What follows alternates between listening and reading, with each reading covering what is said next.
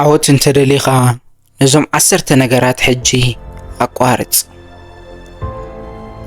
መብዛሕትኡ ሰብ ዓወት ማለት ሓደስቲ ልምድታት ብምውሳኽ ጥራይ ዝመጽእ ይመስሎ። ንኣብነት ዝያዳ መጽሓፍቲ ምንባብ፣ ንግሆ አንጌልካ ብምትንሳእ ወይ ድማ ብዙሕ ማይ ምስታይ። ግን እቲ ሓቂ እቲ ንነዊሕ ግዜ ዝጸንሕ ናይ ሓቂ ዓወት ካብቲ እትገብሮ ነገር ንላዕሊ ካብቲ እተቋርጾ ነገር እዩ ዝጅምር። ናይ ኣእምሮ ጥንካረ ሜንታል ስትሬንግስ ተወሊድካሉ ዝመጽእ ህያብ ኣይኮነን።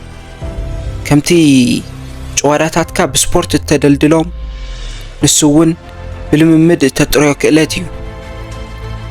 ዝያዳ ቁልጡፍ ክትኸውን እንተደሊኻ ነቲ ከቢድ ጾር ካብ ዝባንካ ክተውርድ ኣለካ። እምበኣር ሓያል ኣእምሮ ዘለዎም ሰባት ፈጺሞም ዘይገብርዎም 10 ነገራት እዚኦም እዮም።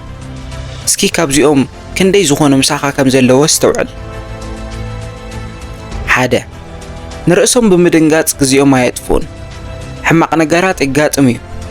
ካብ ስራሕ ዕቤት ክትክላእ ትኽእል፣ ፍቕራዊ ርክብካ ክፈርስ ይኽእል፣ ወይ ገንዘብካ ክጠፍኣካ ይኽእል። ሓያላት ሰባት ግን ስለምንታይ እዩ ንዓይ ጥራይ ዘጋጥመኒ ኣብ ዝብል መፈንጠራ ኣይኣትውን እዮም። ኣብ ክንድኡ ሓላፍነት ወሲዶም ናብ ቅድሚት ይስጉሙ። 2 ስልጣኖም ንሰባት ኣሕሊፎም ኣይህቡን። ሓደ ዘይትፈልጦ ሰብ ዝሃበካ ሕማቕ ርእይቶ ንምሉእ ድሕሪ ቀትርኻ ከባላሽዎ ፈቒድካሉ ትፈልጥ ዶ? እዚ ማለት ስልጣንካን ሰላምካን ንሰባት ሂብካዮም ኣለኻ ማለት እዩ። ሓያላት ሰባት ካልኦት ንስምዒቶም ክቆጻጸሩ ኣይፈቕዱን። መዓልቶም ከመይ ከም ትኸውን ከም ዘለዋ ዝውስኑ ባዕሎም ጥራይ ምዃኖም ይፈልጡ። 3 ንለውጢ ኣይፈርሑን። ምቾት ኮምፎርት ንዕቤት ዓብ ጸላኢ እዩ። እቲ እትጸልኦ ስራሕ ወይ ኩነታት ውሑስ ስለ ዝኾነ ጥራይ ተጣቢቕካሎን ተጸኒሕካ ትሰዓር ኣለኻ ማለት እዩ። ሓያላት ሰባት ነቲ ሓድሽ ነገር ዘምጽኦ ዘይምችውነት ብደስታ እዮም ዝቕበልዎ። 4 ኣብቲ ክቆጻጸርዎ ዘይክእሉ ነገራት ሓይሎም ኣየጥፍኡን። ጽቕጥቅጥ መካይን ክትቆጻጸሮ ኣይትኽእልን።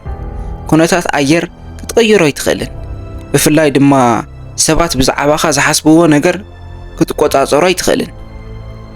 ሓያላት ሰባት ሓይሎም ኣብቲ ክቆጻጸርዎ ዝኽእሉ ነገር ጥራይ የውዕሉ።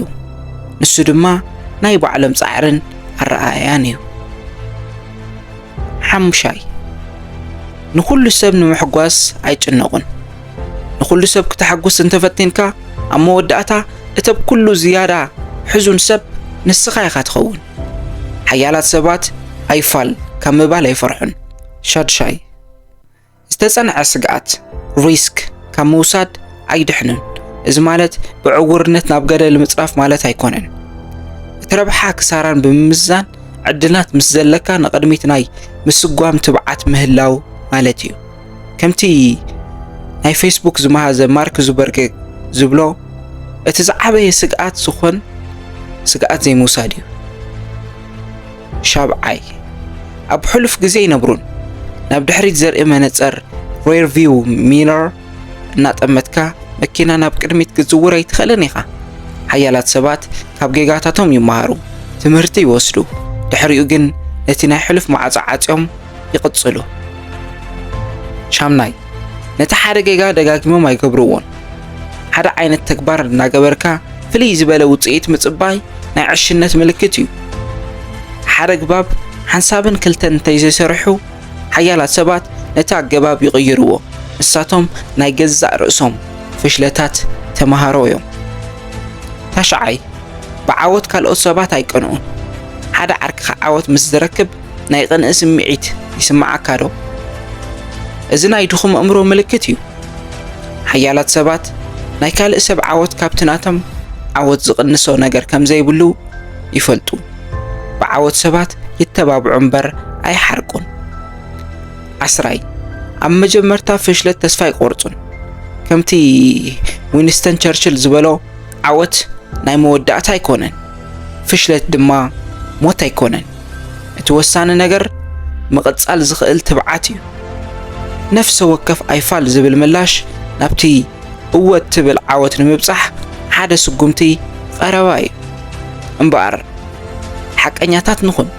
ካብዞም 10 ነገራት ኣየናዩ እቲ ዝዓበየ ዕንቅፋትካ ንሰባት ንምሕጓስ ምፍታን ድዩ ወይስ ኣብ ሕሉፍ ምንባር? ሎሚ ነዞም 10 ነገራት ሓንሳብ ክትዕርዮም ኣይድልየካን ሓደ ጥራይ ሕረ እሞ እሱ ዕርይ። እዚ እዩ ትብድሆ። ካብዚ ዝርዝር እዚ ነቲ ንዓኻ ዝያዳ ንድሕሪት ዝጎተካ ዘሎ ሓደ ተግባር ፍለዮ። ካብ ሕጂ ጀሚርካ ድማ ከም ዘቋረፅካዮ ንነብስኻ ንገራ። ናይ ኣእምሮ ጥንካረ ምርጫ እዩ። እዚ ድማ ካብቶም ኣይገብሮምን ኢልካ እትውሰኖም ነገራት እዩ ዝጅምር። ንነብስኻ ንድሕሪት ምጉታት ኣቋርፅ። ዓለም ነቲ ተስፋ ዘይቆርፅ መንነትካ ትጽበይ ኣላ። ከይድካ እቲ ናይ ኣእምሮ ጨዋዳኻ ነጾ።